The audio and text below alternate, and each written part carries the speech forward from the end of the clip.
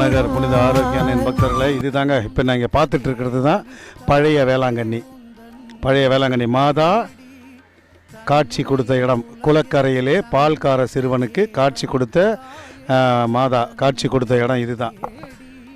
மாதா காட்சி கொடுத்த இடம் இதுதான். இந்த இடத்துல தான் மாதா வந்து பால்கார சிறுவனுக்கு பால்கார சிறுவன் வந்து நாகப்பட்டினத்துக்கு பண்ணையார் வீட்டுக்கு பால் எடுத்துகிட்டு போகும்பொழுது அந்த ஆலமரத்துக்கு அடியில் மாதா ஒரு சிறுவனுக்கு காட்சி கொடுத்துருப்பாங்க. அந்த மாதா குளம் தான் இங்கே இருக்குது பாருங்கள். அதுதான் மாதா குளம், பழைய குளம். அதே மாதிரி புது கோயில் கட்டின பிறகு, புது ஆலயம் கட்டிய பிறகு செப்டம்பர் மாதம் 8ஆம் தேதி கன்னிமரியாளின் பிறந்த நாள் அன்று மாதா இந்த கோயிலிருந்து புது கோயிலுக்கு அவங்க அங்கே போய் தஞ்சம் அடைஞ்சிட்டாங்க. அங்கே போய் தான் புது கோயிலில் போய் பெரிய அற்புதங்கள்லாம் நிறையா பண்ணாங்க அந்த புது கோயிலில். அதன் பிறகு தான் மக்கள் பழைய கோயிலேருந்து புது கோயிலேருந்து